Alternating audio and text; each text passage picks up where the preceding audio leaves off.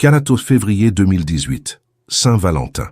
Dans le sud de la Floride, les élèves du lycée Marjory Stoneman Douglas s'apprêtent à terminer leur journée de cours. Il est presque 14 heures. Certains pensent déjà à leur plan pour la soirée, d'autres révisent pour un examen, une journée ordinaire. Mais dans quelques minutes, 17 personnes vont mourir et 17 autres seront blessés. L'homme qui va commettre ce massacre s'appelle Nikolas Cruz. Il a 19 ans. Et ce qui rend cette histoire particulièrement troublante, c'est qu'elle aurait pu être évitée, à de nombreuses reprises. Bienvenue dans ce nouvel épisode.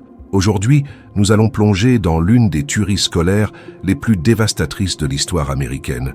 Mais surtout, nous allons comprendre comment un système entier a échoué, comment des dizaines de signaux d'alarme ont été ignorés, et comment un enfant condamné dès sa naissance a fini par devenir un meurtrier de masse.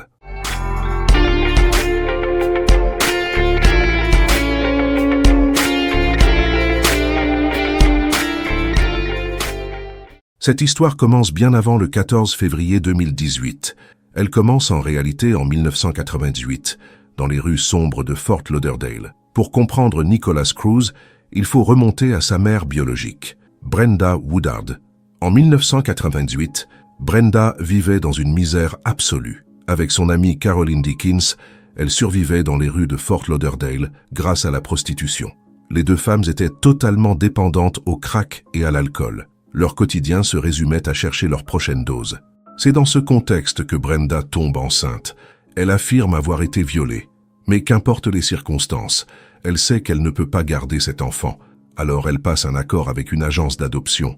Un couple riche de Parkland, Roger et Linda Cruz, est prêt à payer environ $20 000 pour adopter le bébé dès sa naissance. Brenda accepte. Cet argent, elle va l'utiliser pour continuer à acheter de la drogue. Pendant les 8 premiers mois de grossesse, Brenda boit quotidiennement. Des alcools forts, Colt 45, Cisco au raisin. Elle falsifie ses analyses d'urine pour cacher sa consommation de drogue à l'agence d'adoption. Le 24 septembre 1998, Nikolas naît. Il est immédiatement confié à Roger et Linda Cruz. Un an plus tard, Brenda donne naissance à un autre fils, Zachary, également adopté par le même couple. À ce moment-là, personne ne peut encore imaginer les conséquences désastreuses de ces 8 mois d'alcoolisation massive. Mais les dommages sont déjà là, invisibles, irréversibles. Le cerveau de Nikolas a été endommagé avant même qu'il ne vienne au monde. Roger et Linda Cruz sont financièrement à l'aise. Leur maison de Parkland est confortable. En apparence, tout semble parfait pour offrir une vie stable aux 2 frères adoptés. Mais très vite, les problèmes apparaissent.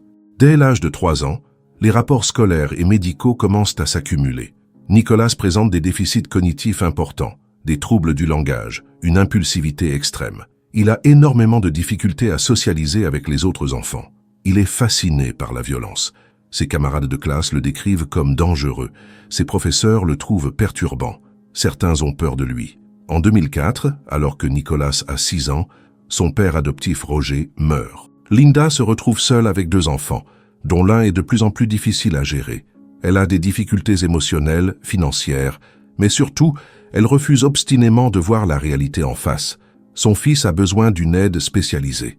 Malgré tous les avertissements, malgré tous les rapports alarmants, Linda insiste pour que Nikolas reste dans le système scolaire ordinaire. Elle le fait inscrire au lycée Marjory Stoneman Douglas.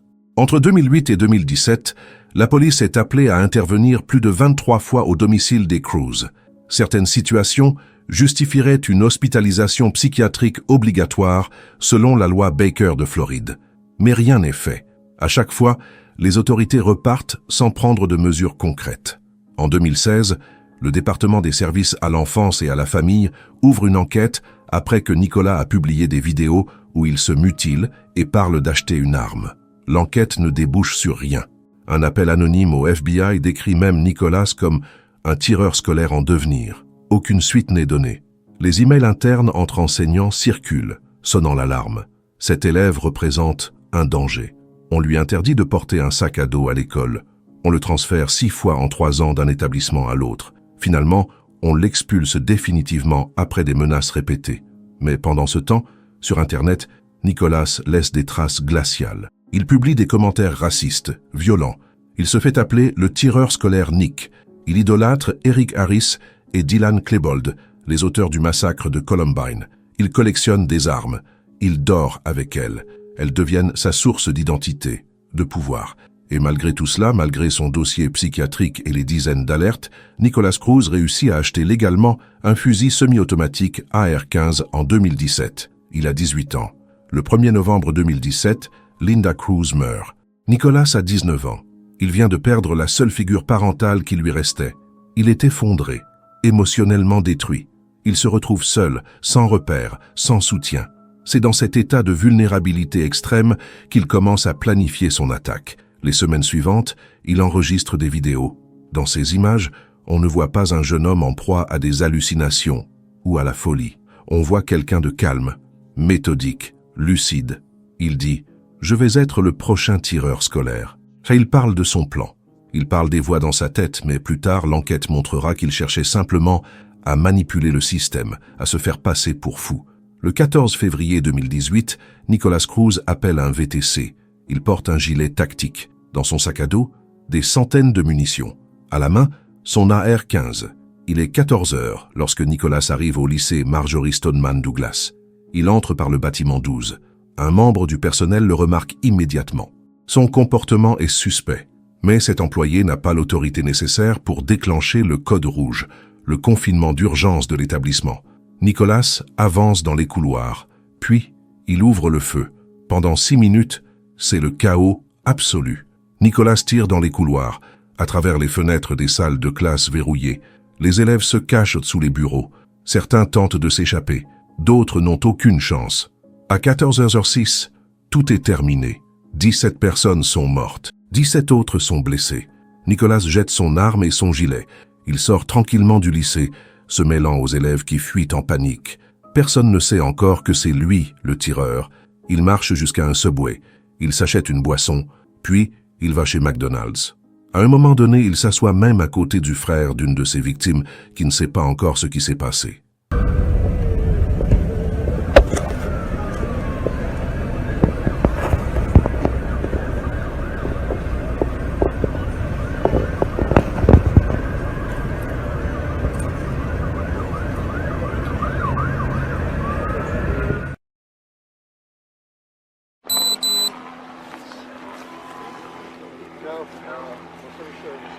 What's going on?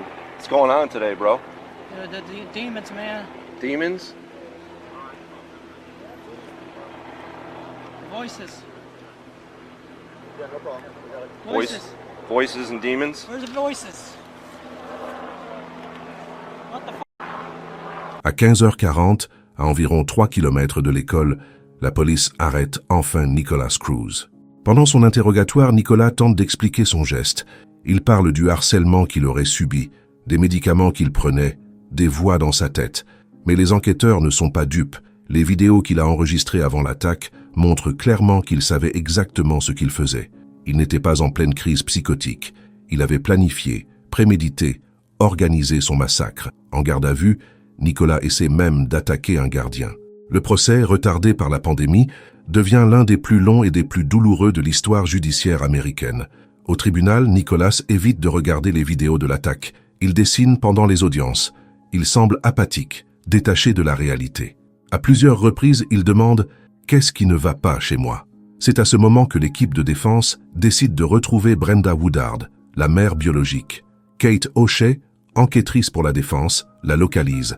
Brenda est mourante, atteinte d'un cancer en phase terminale. Lorsqu'elle apprend que son fils biologique est l'auteur du massacre de Parkland, elle s'effondre. Mais après beaucoup d'hésitation, elle accepte de témoigner. Et elle révèle enfin la vérité. Elle a bu massivement, quotidiennement, pendant les 8 premiers mois de sa grossesse. La défense fait alors appel à un expert, le docteur Ken Jones, pionnier dans l'étude des troubles causés par l'alcoolisation fœtale. Son diagnostic est sans appel. Nicolas souffre d'un trouble du développement neurologique lié à l'alcool, l'une des formes les plus graves du spectre FASD. Son cerveau est endommagé dans 9 domaines sur 11. Mémoire, prise de décision, contrôle des impulsions, régulation émotionnelle, langage. Son QI est de 83. La défense ne cherche pas à innocenter Nicolas. Personne ne le pourrait. Elle cherche à montrer que cet homme était neurologiquement détruit avant même de naître. Que toute sa vie a été une suite d'échecs institutionnels et qu'il ne devrait pas être exécuté, mais condamné à la prison à perpétuité. L'ambiance au tribunal est toxique. La juge, ancienne procureure, est ouvertement hostile à la défense. Les familles des victimes veulent la peine de mort. Les avocats de Nicolas reçoivent des menaces, des insultes. Certains développent des troubles psychologiques graves à cause de la pression. Mais ils tiennent bon. Car dans un état de droit, même le pire des criminels a droit à une défense digne de ce nom. Le 2 novembre 2022, le verdict tombe. En Floride, à cette époque, pour condamner quelqu'un à mort, le jury doit être unanime. 9 jurés votent pour la peine de mort. 3 votent pour la prison à perpétuité. Résultat, Nicolas Cruz est condamné à 34 peines de prison à perpétuité consécutives sans possibilité de libération conditionnelle, une pour chaque victime tuée ou blessée. Il ne sortira jamais de prison, mais l'histoire ne s'arrête pas là. La décision du jury provoque une vague d'indignation publique. Les familles des victimes sont furieuses. Le gouverneur de Floride, Ron DeSantis, réagit immédiatement. Quelques mois après le verdict, il fait passer une nouvelle loi. Désormais, il suffira de 8 jurés sur 12 pour condamner quelqu'un à mort en Floride. L'unanimité n'est plus requise. L'ironie cruelle de cette situation, si Nicolas Cruz avait été jugé sous cette nouvelle loi, il aurait été condamné à mort. Alors, que retenir de cette histoire? Nicolas Cruz était-il un monstre? Oui. Ce qu'il a fait est inqualifiable, impardonnable. Était-il aussi une victime? C'est là que les choses deviennent plus complexes. Victime de l'alcoolisme de sa mère biologique qui a détruit son cerveau avant même sa naissance. Victime d'un système éducatif qu'il a laissé glisser entre les mailles du filet, malgré des dizaines de signaux d'alarme. Victime d'une police qui n'a jamais pris les mesures nécessaires, malgré 23 interventions à son domicile. Victime d'un système de santé mentale qu'il a abandonné. Cela ne l'excuse pas. Cela ne réduit en rien l'horreur de ses actes. Mais cela pose une question essentielle. Combien de massacres pourraient être évités si nous prenions au sérieux les signaux d'alerte? Andrew Pollack, le père de Mido, l'une des victimes, a pris une position surprenante. Contrairement à beaucoup d'autres familles, il ne déteste pas les avocats de la défense. Il considère qu'ils ont simplement fait leur travail. Et pour lui, la prison à perpétuité est une punition suffisante. Il a déclaré « Nicolas Cruz ne verra plus jamais la lumière du jour. Il passera le reste de sa vie dans une cellule. C'est une forme de mort lente. » Aujourd'hui, en 2025, Nicolas Cruz a 26 ans. Il est enfermé dans une prison de haute sécurité dont le nom n'a pas été divulgué. Il y restera jusqu'à sa mort. Mais son histoire nous laisse avec des questions troublantes. Qu'est-ce que la justice? Est-ce simplement punir le coupable? Ou est-ce aussi comprendre comment nous en sommes arrivés là? Qu'est-ce que la miséricorde? Est-ce faire preuve de faiblesse? Ou est-ce reconnaître la complexité de l'humain, même dans ce qu'il a de plus monstrueux?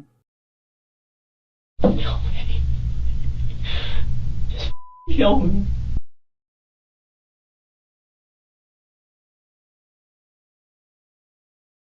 Deserve to die.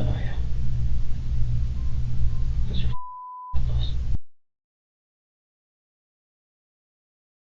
What do you think Mom would think right now?